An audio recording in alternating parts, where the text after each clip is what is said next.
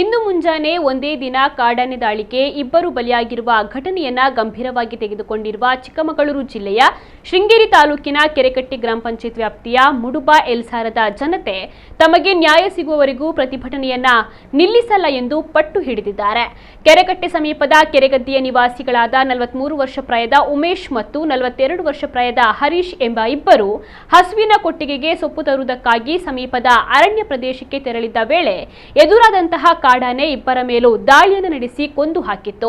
ದುರಂತದಿಂದಾಗಿ ಸುತ್ತಮುತ್ತಲಿನ ಗ್ರಾಮಗಳಲ್ಲಿ ಆತಂಕದ ವಾತಾವರಣ ನಿರ್ಮಾಣವಾಗಿದ್ದು, ಅರಣ್ಯ ಇಲಾಖೆ ವಿರುದ್ಧ ಸಾರ್ವಜನಿಕರು ಆಕ್ರೋಶವನ್ನ ಹೊರಹಾಕಿದ್ದಾರೆ.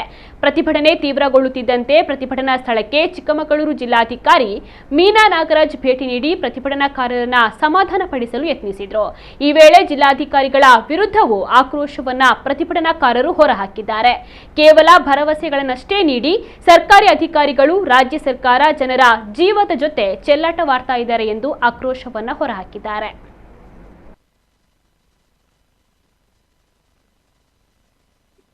ಈ ಸೀರ್ಲಲ್ಲಿ ಇಲ್ಲಿ ಒಂದು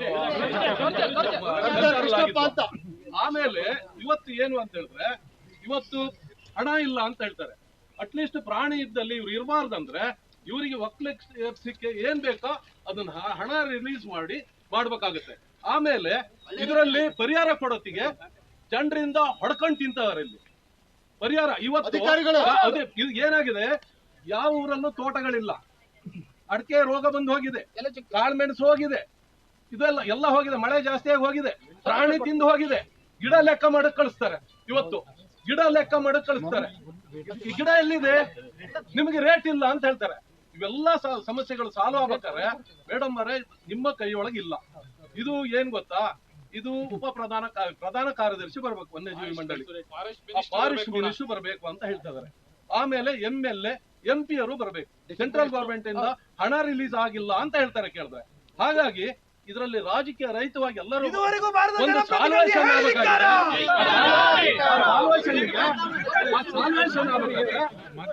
ದಯವಿಟ್ಟು ನಮ್ಮ ಬಂಧುಗಳು, ನಮ್ಮ ರಿಲೇಷನ್ ಇಲ್ಲಿದ್ದಾರೆ, ನಮ್ಮ ಅಕ್ಕ ತಂಗಿರಿಗಳೆಲ್ಲ ಇದ್ದಾರೆ, ನಮ್ಮ ಫ್ಯಾಮಿಲಿಯರು ಇಲ್ಲಿದ್ದಾರೆ. ನಾವು ಶೃಂಗೇರಿಲಿ ಇದ್ರು, ನಮ್ಮ ಫ್ಯಾಮಿಲಿಯರು ತುಂಬಾ ಜನ ಇಲ್ಲೂ ಇದ್ದಾರೆ. ಹಾಗಾದ್ರಿಂದ ನಾವೆಲ್ಲರೂ ಸೇರಿ ಇವತ್ತು ನಾವು ಒಂದಿನ ಆಗ್ಲಿ 2 ದಿನ ಆಗ್ಲಿ ಒಂದು ಪ್ರತಿಭಟನೆನ ನಾವು ಹೆಣ ತೆಗಿಯಕ್ಕೆ ಬಿಡಲ್ಲ. ಜನಸಂಪರ್ಕ ಸಭೆ ಆಗ್ಬೇಕಿಲ್ಲಿ, ಬಾಡಿಯಲ್ಲಿ ಇರುತ್ತೆ, ಜನಸಂಪರ್ಕ ಸಭೆ ಆಗ್ಬೇಕು, ಒಂದು ರೆಸಲ್ಯೂಷನ್ ಆಗ್ಬೇಕು. ಬಾಡಿ ತೆಗೆಯುವ ಸಂಬಂಧವೇ ಇಲ್ಲ ಅಂತ ಹೇಳಿ ಪಂಚಾಯತಿ ಹೆಡ್ ಕ್ವಾರ್ಟರ್, ಇದು ಕೆರೆಕಟ್ಟೆ ಪಂಚಾಯತಿ ಹೆಡ್ ಕ್ವಾರ್ಟರ್. ಇಲ್ಲಿಗೆ ಈಗ ಪ್ರತಿಯೊಬ್ಬ ಅಧಿಕಾರಿ DC ವರ್ಷಕ್ಕೊಂದ್ಸರಿ ನಾನು ಹಿಂದೆ ಬರ್ತಿದ್ರು, ಬಂದು ಇವರ ಕುಂದುಕೊರತೆಗಳನ್ನ ಕೇಳ್ತಿದ್ರು, ಅಥವಾ ಚೀಫ್ ಸೆಕ್ರೆಟರಿಗಳು ಬರ್ತಿದ್ರು ಯಾರು ಸ್ಟೇಟ್ ಇಂದ.